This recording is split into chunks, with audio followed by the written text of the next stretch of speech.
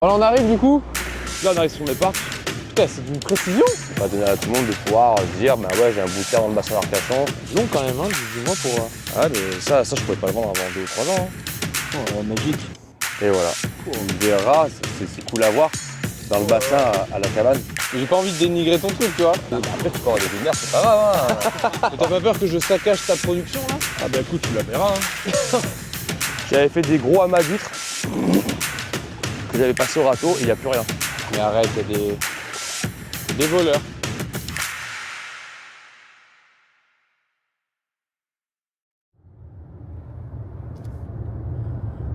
Oh putain, il va être dur. Il va être dur à prendre celui-là. Voilà. Attention, le péage. Oh! Ça y est, les amis du patrimoine. On va à Andernos-les-Bains. C'est Charles derrière la caméra. Non, ce n'est pas une vidéo de GMK, oui. On a une voiture, mais non, ce n'est pas une vidéo de GMK. C'est parti. On va à Andernos-les-Bains. On va soulever des paquets d'huîtres. On va rejoindre Florian. Il nous a prévu un petit truc à manger. On va voir ça. Bon, pas trop fatigué, chef, parce que là, je vois un peu l'heure, là. 3h55. Comment vont les yeux? Ok, c'est la merde. Bassin d'Arcachon, c'est la première fois que je viens ici. Là, Florian est en train de préparer le bateau. Allez, Charclos, vas-y, c'est à ton tour. On est officiellement parti là. Allez, on est officiellement parti.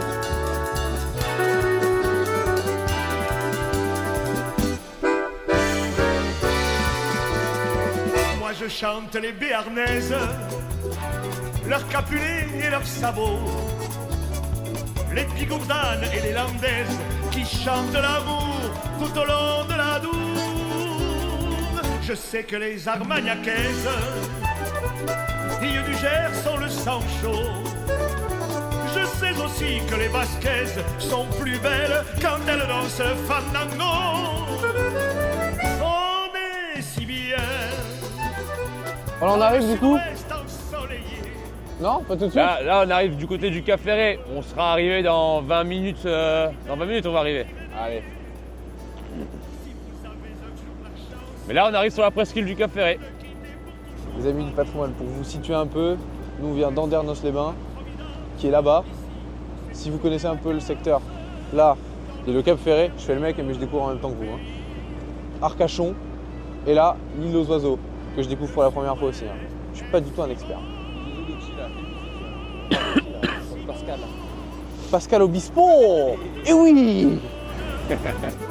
On est en Aquitaine, les Midi-Pyrénées.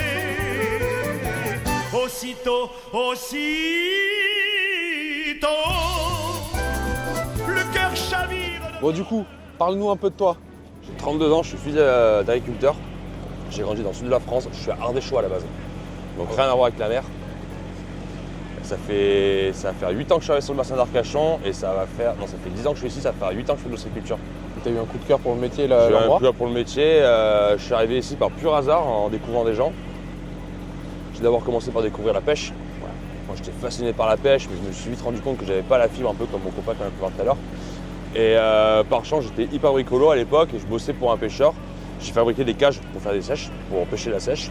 Et son père, qui est lui aussi culteur depuis, c'est un truc de génération en génération, il traînait devant la cabane et puis un jour il m'a dit bon viens me filer un coup de main parce qu'il fallait décharger le bateau.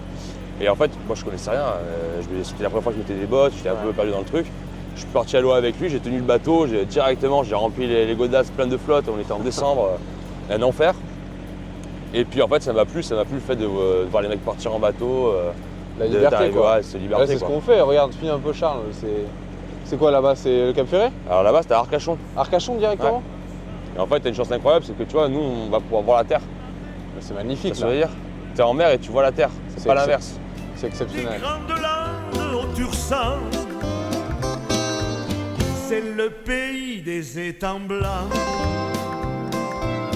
des grands lacs noirs et des courants, huchettes, secrets féeriques, et la Dour, j'imagine, qui enchante et fascine, le l'œil et compagnie pour les Africains. Le chirurgien, tout ça. Alors, donc là on arrive sur mes parcs, tu te rends pas trop compte parce qu'il y a encore beaucoup d'eau, mais après tu vas voir un petit peu vraiment ce que ça représente et on va juste chercher où est-ce que je vais m'amarrer pour foutre les poches. Attention à toi. Voilà, là tu vois, on est dans le parc. C'est Donc énorme. là c'est cool, il n'y a pas de vent, tu vois. Putain, c'est d'une précision. Mais t'imagines quand t'as 2 tonnes à bord, 40 km de travers, si tu veux, c'est pas la même quoi. Mais tu les touches pas, c'est super précis là. Ah, vaut mieux. Bon, on finit toujours par toucher un peu quand même. Hein. Mais les piquets, ça va ça, tu vois. Tu vises la table. Et voilà. Putain. Et l'intérêt aussi que l'huître a là, quand on fait ça, c'est que du coup, elle va pouvoir boire un petit peu d'eau avant la Là, marée ces basse. huîtres-là, elles seront destinées à quoi? Ça va être destiné à la vente sur septembre ou en début d'hiver, tu vois. Elles sont pas. Ça, en gros, je l'ai trié, j'ai sorti les marchandes. Donc, celles qui sont à bonne taille, celles-là, elles méritent encore un petit peu de pouce. Donc, on va les remettre là tranquillement. Et du coup, elles vont repousser Ok. tranquille. Elles sont alignées quoi. Regarde les deux bâtons là. Au pire, si c'est pas dans le bon sens, c'est pas grave. Tu la pousses, hop, tu la pousses au cul, tu vois. Et Bon. tu la lâches. Je suis désolé, je sais que T'inquiète, tu vas la ramasser après. Hein. ça va. Ça va là? Ça va, c'est pas trop mal. Mais t'as pas peur que je saccage ta production là? Ah bah écoute, tu la verras. Hein. Les champs de fleurs en Hollande et l'océan en Nouvelle-Zélande, les ciels de la Thaïlande, les grands lacs en Irlande. Alors tu aimeras les Landes, car c'est tout ça les Landes. On y va. Avec la douce Allez. Du coup là, on va monter tout en haut, on va aller voir les naissances d'huîtres. Donc c'est les bébés huîtres que j'ai récupérés l'année dernière sur les collecteurs, qui sont en train de pousser. Et on va aller voir comment ça se comporte. Là, t'en as une. Je vais voir. Charlot. Alors faut être très subtil. Et là, tu vois, t'as un tout petit point noir là. Et ben ça, c'est une huître. Et du coup, en fait, c'est la laitance de l'huître qui est éjectée par l'huître. Et ce qui est hyper beau à voir, c'est qu'en fait, elles le font souvent, elles le font ensemble. Donc Ok. ça crée des énormes nuages blancs en flottaison, en suspens. Et du coup, ces nuages se déportent. Et l'idée, c'est d'arriver à les capter au maximum là. Pour les récupérer, Ouais. en fait, on passe la coupelle dans un espèce de tunnel avec des patins qui viennent taper. Et en fait, tu vois, ça cogne. Et tu vois, regarde, hop, tu vois, et voilà. Et clairement, ça fait tout tomber. Et en gros, tu vois, l'idée, elles sont ici, elles vont pousser. Et là, tu vois, les poches, elles commencent quand même à être bien remplies, tu vois. C'est long quand même, hein, 18 mois pour. Ah, mais ça, je pourrais pas le vendre avant 2 ou 3 ans, hein, d'ici là. Hein. C'est dingue. Et l'idée, tu vois, c'est que là, la poche, elle commence à être bien remplie. Donc là, il fait un peu chaud, donc on évite de les travailler. C'est parce que, avec la chaleur, le transport, elles sont quand même pas mal agressées. Et on va dire quand on va. Il y a des poissons. Quand on recommence à bosser un peu vraiment la production là, à partir de septembre, ces poches-là, je vais avec une poche, admettons, je dis une connerie, hein, je vais peut-être en faire une ou deux en plus. Et en fait, je vais dédoubler les poches. Je vais agrandir la maille aussi, parce que vu qu'elles sont plus grandes, elles vont pouvoir avoir une maille un peu plus grande. Ouais. Et du coup, en fait, je vais dédoubler les poches pour leur faire plus de place. Et ce que je vais faire surtout, c'est que je vais commencer à les mettre un petit peu plus bas. Et le fait d'avoir des mailles plus grandes, ça change T'as pas? plus d'eau qui rentre. Ok. Et donc ça les oxygène plus, ça les grossit Ouais, plus. et puis du coup aussi la maille, si tu veux, c'est le fait qu'elle bouge dans la poche. La maille, ça va aussi un peu travailler la forme. Tu vois, parce que du coup, ça fait un peu comme effet de ponçage. Ok. Je sais pas si je vais aller en trouver une. Si tu entends bien, ça pousse bien. Tu vois cette petite pousse là qu'elles ont là. Tu vois ça. Ça, c'est vraiment la pousse de l'huître. Le problème, c'est que si elles sont plus basses, en chenal, là où il y a les bateaux, le courant, tout ça, elles vont se taper entre elles. Et tu vois, c'est très fragile. Ah, d'accord, ça se Ça veut barre. dire qu'elle va pas pousser. Ah, donc tu mets là où c'est le plus doux, quoi, au plus loin Voilà. des bateaux. Ça, c'est ma façon moi de faire. Voilà, je fais comme ça. Elles vont commencer à grandir, du coup, je vais les descendre. Et en fait, après, on ira voir quand il y aura un peu moins d'eau. J'ai vraiment des parts qui sont hyper immergées. Et en fait, là, je fais plus du corsage. C'est-à-dire que l'huître, si tu veux, il y a tellement de remous, il y a tellement dans l'eau, qu'en fait, elle va plus pousser parce qu'elle est toujours en mouvement. Et à contrario, elle va vachement s'engraisser. Du coup, tu dois transférer tout ce secteur-là, là-bas, dans quelques années. Ouais, ben là, je te dis, en octobre, je vais le faire ça. Je vais venir mais- tout récupérer, je vais tout vider, je vais vider toutes les poches une par une. Je vais refaire des poches, je vais recharger et je vais tout mettre plus bas. Tu vois. Donc là, t'as un an de plus. Ils ont bien grossi, là. Ouais. Là, c'est plus résistant autour, là. Ouais, ça commence, tu vois. Et puis on commence à avoir un produit, tu vois, il est un peu plus bombé.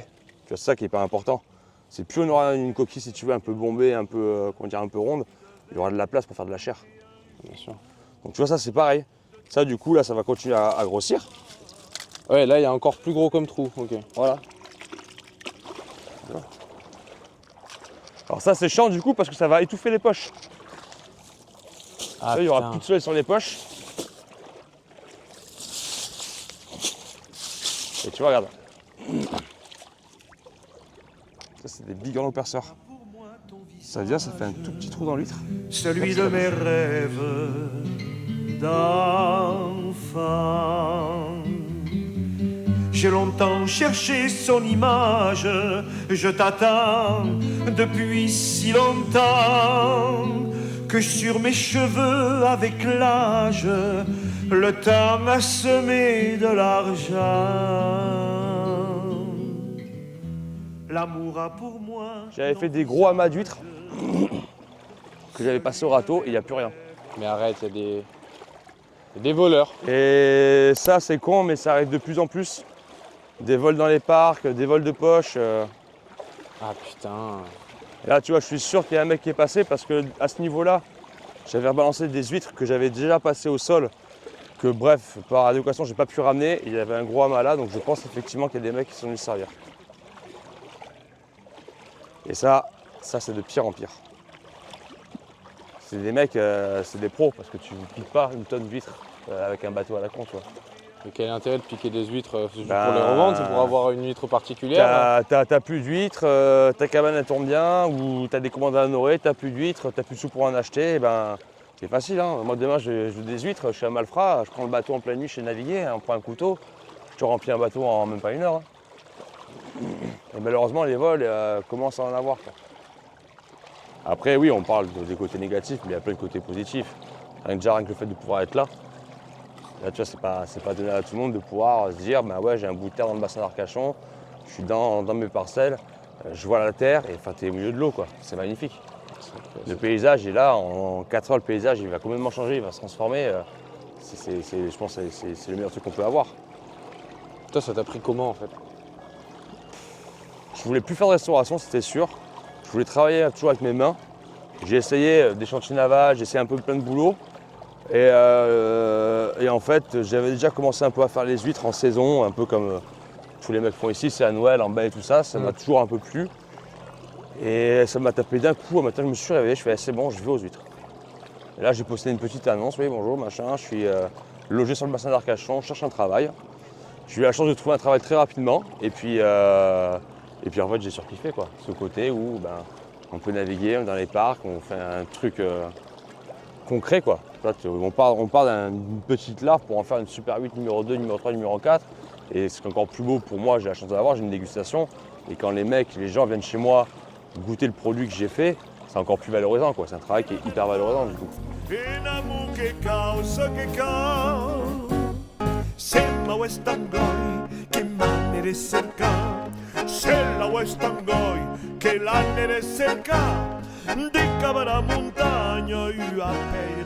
Pour l'huître, un couteau, une bonne garde pour pas justement éviter de s'enfoncer le couteau intégralement dans la main.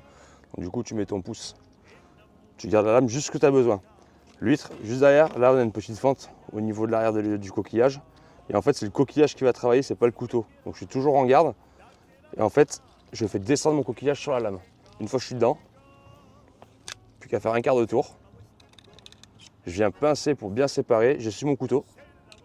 Et là, je viens tout doucement couper les muscles. Oh, magique.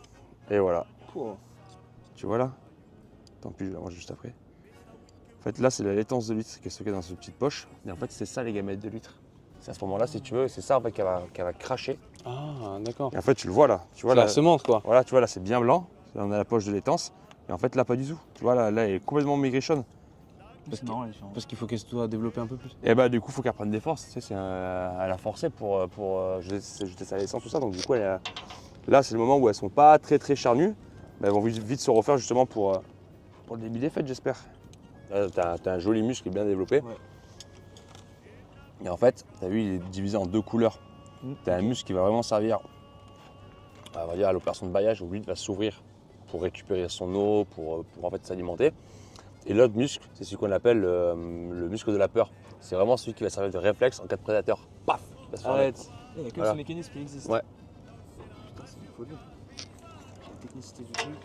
Et tu verras, c'est cool à voir, dans le bassin à la cabane, elles sont bon, hein. souvent vertes. C'est salé. Oh, c'est bon. Hein. Oh putain, c'est tellement bon. T'en goûtes une, Gab. Elle est vraiment bonne alors. Je sais zéro fait. Ah, du coup, tu l'as déjà. Alors, ouais. Du coup, tu viens couper le pied Ouais. pour détacher le mollusque de la coquille. Il n'y a pas une technique particulière. Vraiment, tu viens raquer ton couteau entre Là, j'ai entre la l'impression juste coquille, de. C'est bon là, c'est bien. C'est good, c'est good.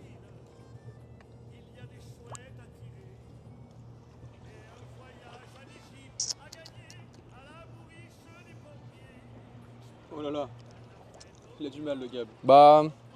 Non, mais je sais pas quoi dire en fait. Mais t'aimes ou t'aimes pas? Bah, Est-ce que non, t'as juste mais ça va, l'impression- Ouais. ça va. Genre, je le mange. Je... Est-ce que tu prends du plaisir? Tu sens ce petit goût, Après, je crois qu'il y avait beaucoup d'eau de mer là. Ah bah, du coup, c'est normal. Hein, c'est... Ah bah là, gros, T'auras pas- t'es dans le thème, hein. T'auras pas du ketchup, non. Ouais, c'est dire, tu vois, ça, c'était bourré de mayonnaise, putain, le mec est Les, dégueulasse. les ricains, ils font ça à 8 ketchup. Hein. Ouais, Bon, bonne chance.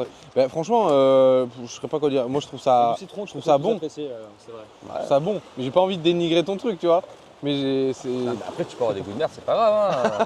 Hein. Par contre, je suis sûr que les anciens moelles chez Chicandé ou je sais pas quoi, tu n'as plus kiffer, non Non, gueuleton, ouais. Ouais, gueuleton, ouais, c'est pas mal. Plus gueuleton, ouais. Et bah, tu vas rentrer à pied. Je suis rentré à la nage. Hein. Je crois que ça va être surtout ça. Hein. Et dans le petit canot, comme ça, j'ai Là, la je rame. suis curieux de flotter avec. Hein. J'ai la rame, puis on fera un plan vidéo comme ça et on se barre à Ciao. Attablé à l'ombre des platanes, écoute chanter les paysans devant un pichet de vin de sable, de Jurançon ou de Madeira. On rencontrera peut-être Jean d'Amestoy et Rico, qui s'éclatent en jouant les troubles fêtes dès qu'ils ont bu un petit coup. On tire à la carabine, il y a des chouettes à tirer. Chelou ce gars. Et un voyage en Égypte à gagner. Je sais pas ce qu'il veut faire avec son projet, hein.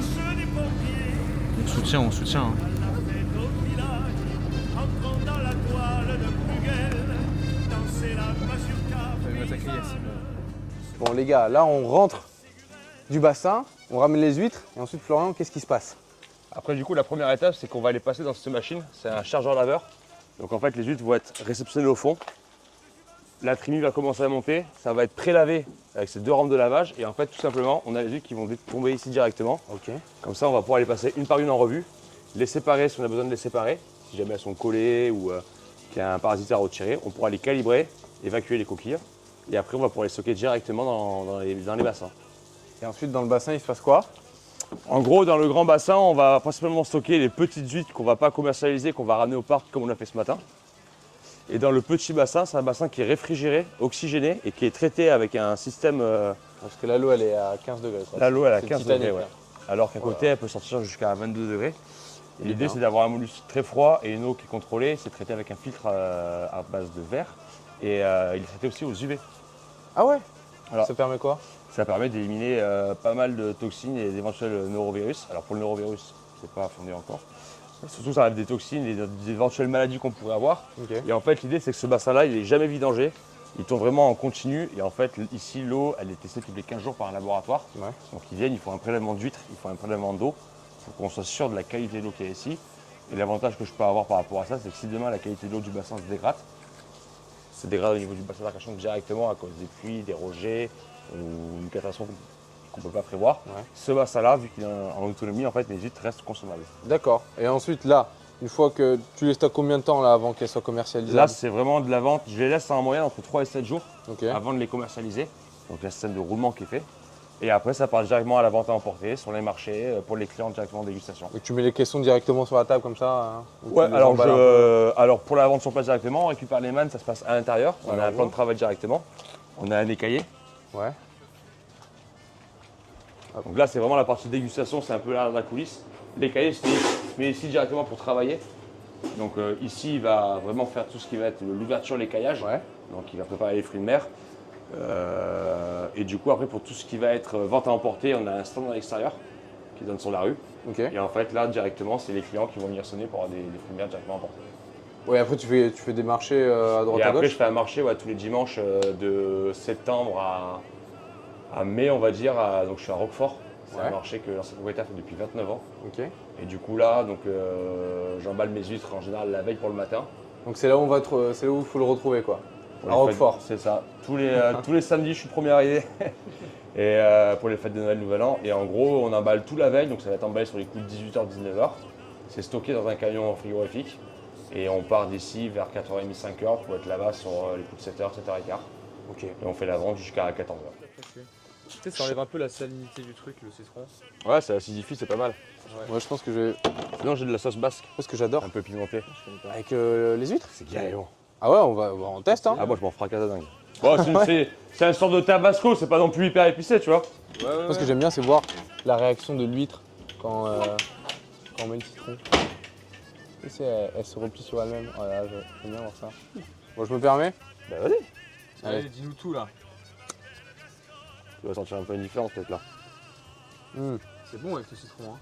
J'aime bien comme ça. Tu la sens un peu plus grasse ou pas dans la bouche? Ouais. Ça, c'est Ouais. la laitance. Tu vois, Ouais, la c'est laitance, goûteuse, là, on la voit bien. On la voit très bien. Ouais, j'aime bien la laitance là. Et en fait, tu vois, l'idée du groupe froid, t'as vu au parc, je t'avais dit, elles avaient délaité. Ouais. Elles délattent avec la chaleur. Ouais. L'idée C'est ça. du groupe froid, en fait, c'est qu'elles vont pas délaiter dans le bassin. Ok.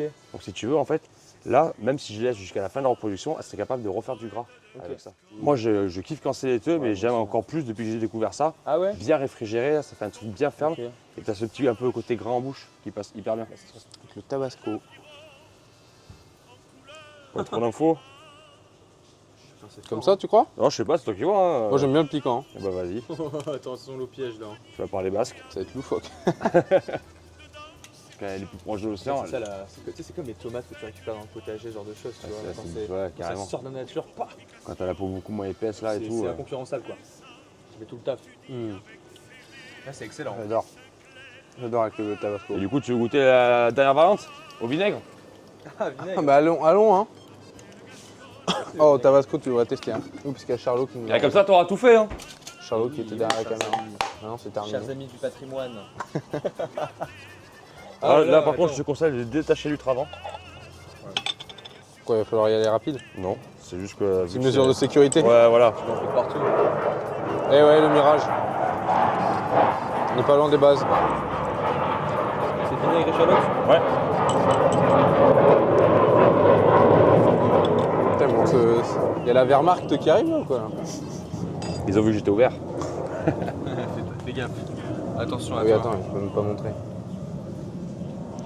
C'est là vraiment pétissant là. Ah, moi, j'aime bien le vinaigre aussi. Après, de toute façon, je m'en fous. Moi, j'aimerais avec du fromage. genre. Une fois tu les fais Avec cuire du un peu fromage au four, c'est quoi les différentes façons de la cuisiner en réalité? Tu peux la frire, tu peux la rôtir. frire Ah ouais, Ah ouais. J'ai J'ai essayé de la faire. C'est bon? J'aime beaucoup ça aussi. En fait, Ça, c'est bon, ça. C'est gourmand. Hein. Bah, en fait, Moi, j'aime l'huître ça accompagnée. Ça te casse un peu le côté iodé. Ouais. Tu vois, qu'il y a un peu ouais, ça âpre brise, de la c'est un bouche. substitut un peu, ouais, non, ça fait du bien. Franchement, ça fait du bien. Mais comme ça, ouais, c'est bon, c'est hyper chaud, là, c'est encore plus frais, je trouve. Puis le vin, Par contre, je savais pas. trincon. Attends, il faut qu'on voit à la caméra quand même. Trincon. Hop là, Trincon et 1, merci à 2, toi. 3. Franchement, merci Florian. Avec grand plaisir. Moi j'apprécie beaucoup. Merci à vous. C'est vraiment cool. Bon, du coup, rendez-vous en décembre pour les marées de Noël. Ah, moi, je serai de retour en décembre de la Réunion pour remettre les. Allez, on va finir là-bas. Accroché à tes basques, il veille sur ta destinée. Bayonne, ma belle Gasconne, avec les basques. Tocca la causa di un vivent, nous y a arrêt qui passe avant. Bayonne, la belle Gasconne, près des Pays Bas.